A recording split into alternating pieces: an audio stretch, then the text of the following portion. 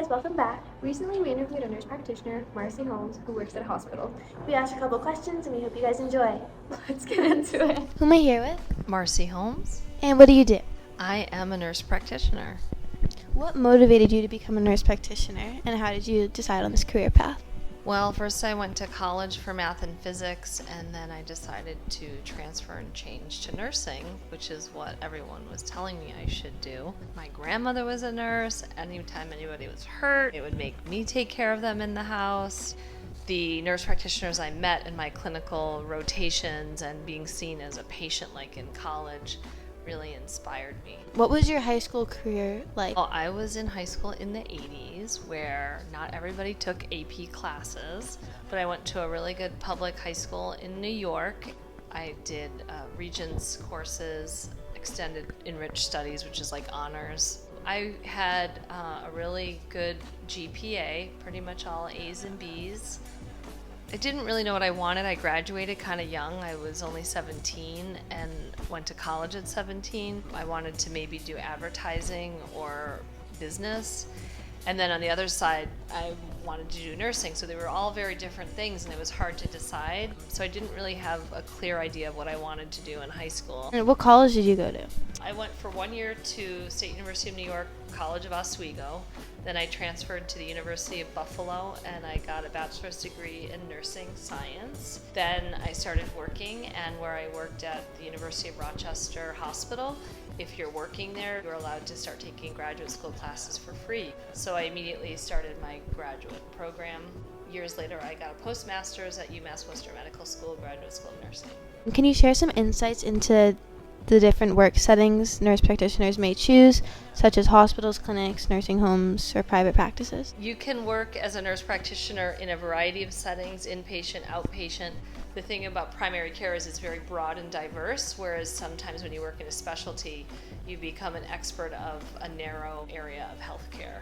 Small offices give you more autonomy and independence, and you get to maybe call more of your own shots and make decisions of how you want your day to be, your work life to be, your hours. Whereas when you work for a larger corporation, things are structured and expectations are set for you for your work demands and productivity. But the larger corporations tend to have better benefits. So you get better like life insurance, health insurance, vacation time. Whereas if you work for a small place, you might not get paid vacation or an education budget. How did you choose your specialty? Well, my first specialty in my first master's degree was specialized in women's health. But then I realized after 10 years, I wanted more variety. So primary care was really interesting. What is the difference between doctor and nurse practitioner? Well, doctors go to medical school, and medical school's training and focus is disease diagnosis and treatment oriented. Nurse practitioners first go to nursing school, usually. There's some fast track programs now where they do it all pretty quickly, but so nursing has quite a variety, and they would say the nurses kind of do the healing and the teaching. The doctors focus more on the diagnosing and the treating. What would you say are the primary responsibilities and duties of being a nurse practitioner? Active listening, education, teaching. There's a lot of qualities. What is the role of collaboration with other healthcare professionals? You can go to meetings and presentations. They call it grand rounds, where someone might present something really interesting or challenging. With, computer technology and everything we have now with electronic health records, there's multiple ways you can interact and engage with specialists that you maybe never even met. Can you share a memorable patient case or experience that you had significant impact on your career or outlook as a nurse practitioner? There's so many. There have been times in my career where it feels really good when you found something that was not found before that had a huge impact on their health. So there's been a few times, I've been doing this for 23 years, so more than I can remember. But it's a really gratifying feeling when you've really helped someone, even though it may not be the best diagnosis. You know that you've identified something that needed to be treated quickly and it made a difference. And would you say that's like the most rewarding thing for you as a nurse practitioner? I'd say it's definitely one of them, to make a difference. Things that are important to me are do work I'm proud of, to be respected for the work I do. I want to make a difference and help people. And I really want to enjoy the people that I work with. So those are kind of like the pluses, in addition to, financially making enough money to retire someday. So some of the challenges are enough time in the day, and being able to be efficient and multitask with like typing and talking and thinking in your mind what you want to order or how to treat somebody.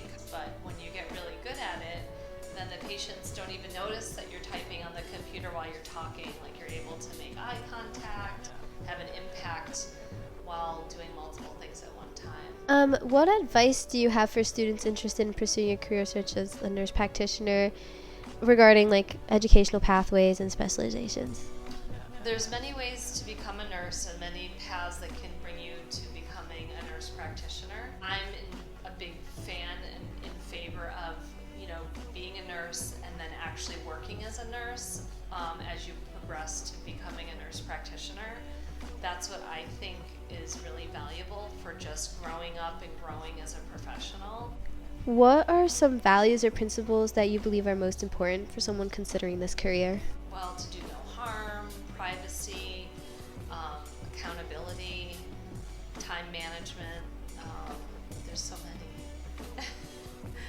Can you explain your typical day at work, like when you wake up, when you go home, what time you have lunch or breaks? I get up between 6 and 7. I come right to work. I have sometimes meetings. Sometimes I just have to come right to work and I have to check for test results or communications or messages that are urgent, and then I immediately start seeing a patient. Some offices you see a patient every 15 minutes, sometimes it's every 30 to 60, depending on what they're coming in for. Usually you have a little break to do also the same things with test results and communications, and then you might have a 30-minute lunch, and some days you could be really behind and have to eat at your desk, or you might have a meeting when you're eating at your meeting.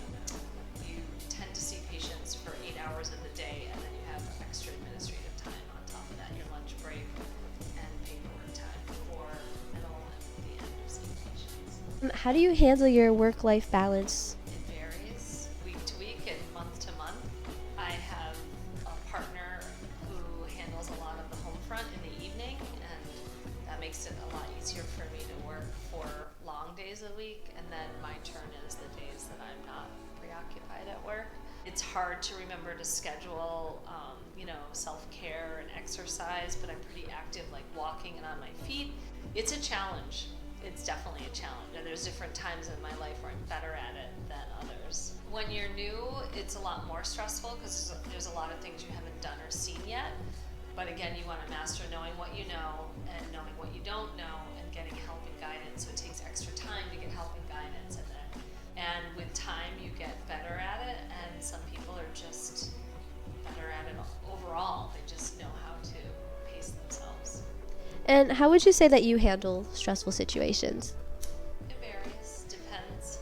It gets better with experience, and it just depends where you're working and the support around you. All right, thank you for going on to our episode. Thanks for having me. Okay. We hope you guys learned a lot and found those questions insightful. Stay tuned for the next one.